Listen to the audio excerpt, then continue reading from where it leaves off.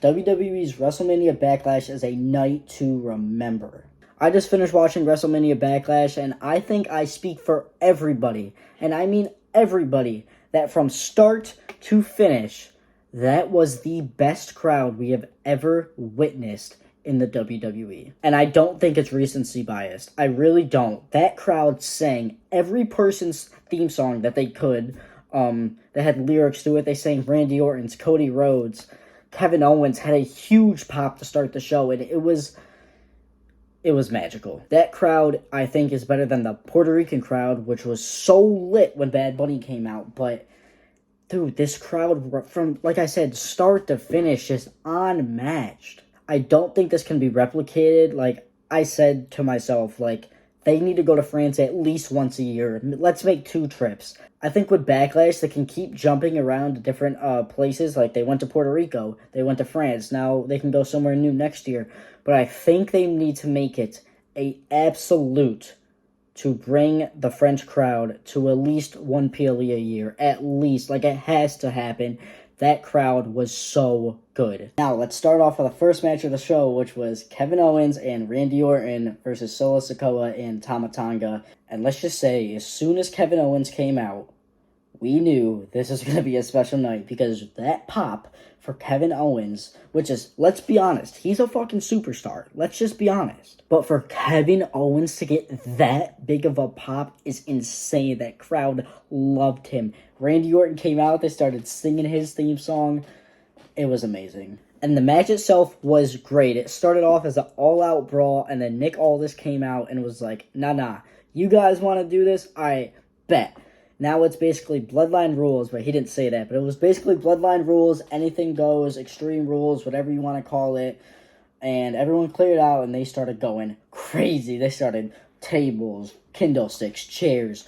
There was a crazy chair spot where Tama Tonga tried to suplex Kevin Owens off the top rope. And as we all know, Kevin Owens can't be suplexed off the top rope. So he countered it, and Tama Tonga went through 4 chairs, and it was so nasty and disgusting. And oh my god, it was one of the best spots of the night. We also got to see Tama Tonga's brother, which, let me be honest, I don't really know who he is. I'm not familiar with Bro's game, but he looks bigger than Tama Tonga, so we'll have to see. He looked pretty scary. He pulled the ref out on a 3 count, which would have gave Randy Orton and Kevin Owens the win, but obviously he interfered, stopped the count, and as we all kind of predicted, Solo and Tama Tonga came out with a W, so they would look very, very strong. Kevin Owens looked awful after the match. He was like coughing up spit because of Solo's spike, and it was a nasty scene, but it was a overall great match. Out of 10, 9 out of 10, not out of 10. Nah, it's a rookie score. I ain't gonna lie, 8-7 out of 10, bro. 8-7 out of 10, great match, good opener. The next match of the day, or night, depending on when you watched it, because it was in France, was a triple threat between Naomi, Tiffany Stratton, and Bayley for the WWE Women's World Championship. And again, this match cooked. This card was unbelievable. These women are so talented. Bayley did end up coming out with a win with a roll-up pin on Naomi, which wasn't my favorite ending, I'll be honest, but looking back at it, it kind of was smart because it protected all women, and then at the end, there was a wholesome moment with Naomi and Bayley hugging it out, saying, good job, you got me, because it was a roll-up pin, and they have been friends for a while, so that was a nice moment, but still, it wasn't my favorite finish to the match. I was really hoping Tiffany Stratton would win, but in the back of my mind, I knew she wasn't ready because she is so new. But let me just say, Tiffany Stratton is probably my favorite women's WWE superstar. She has quickly risen. Her look, her, like, everything about her I love. Like, she carries herself so well, and she was my favorite. So I did want her to win, but I'm glad she didn't take the pin, and I hope she gets a shot at Bayley, maybe as soon as SummerSlam. And I do hope she wins the big one this year. It'll be a great moment for her, cementing her as the new face of the WWE moving forward, because she's very young. She just got brought up from NXT. She has a lot of learning to do, and I'm excited to see what she can do. Now we got Jey Uso versus Damian Priest for the men's World Heavyweight Championship match. And again, this match was great. Jey Uso had a fantastic entrance. Everyone was yeeting, and it was amazing. The crowd loved him. The crowd was into it. He was doing like the slow build-up yeets. It was amazing. And as we saw from WrestleMania when it was Jimmy versus Jey, Jey Uso had a very good, and I think, variety of moves that he's practiced and elevated and he used on Damian Priest. It wasn't just all super kicks. Now that I'm thinking about it, I can't even count how many times he super kicked because it really wasn't that much. Like, I don't remember him super kicking that much. The only one I remember is one to the ribs. I don't remember Damian even getting super kicked. He might have, but from my perspective watching it, I can't even remember it, which is a good thing.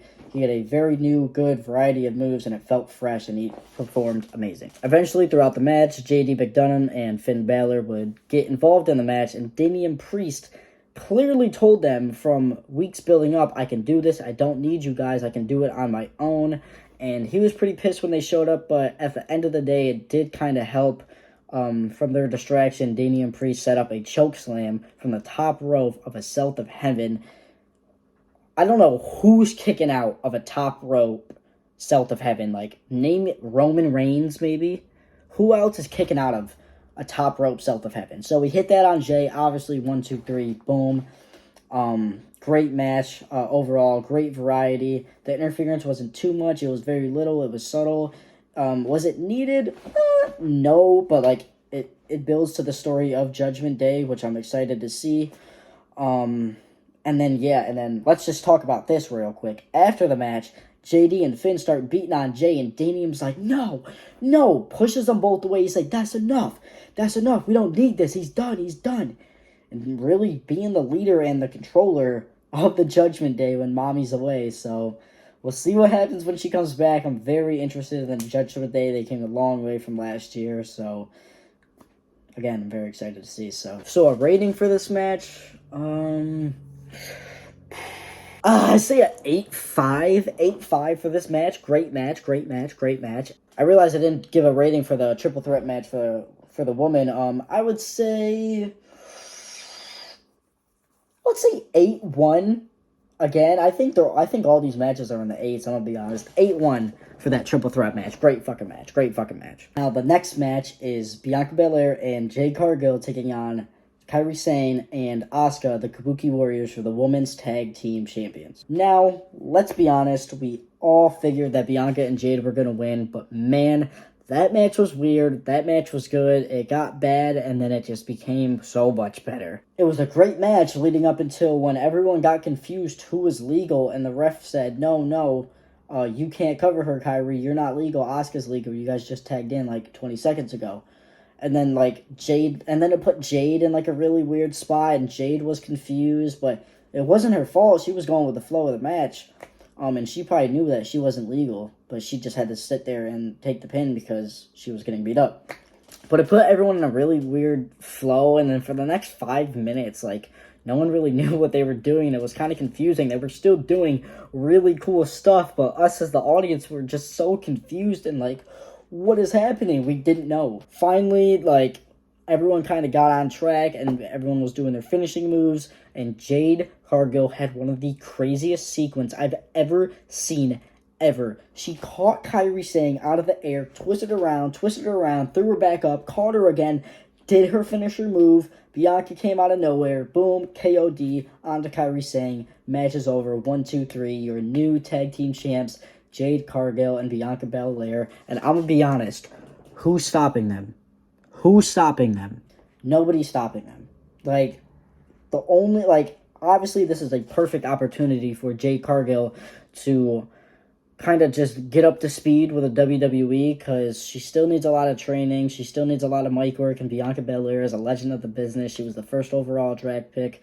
I'm very excited because I think she's going to turn heel soon, and here in a couple months, or even a year. They could hold these things for as long as they want, I'm going to be honest. They're that good. Alright, last but not least, we got my man Cody Rhodes versus AJ Styles for the WWE Undisputed Heavyweight Championship of the World. I don't know what the hell it's called, dude. It's such a long name. But Cody Rhodes, the champion, WWE champion. Everyone knows that.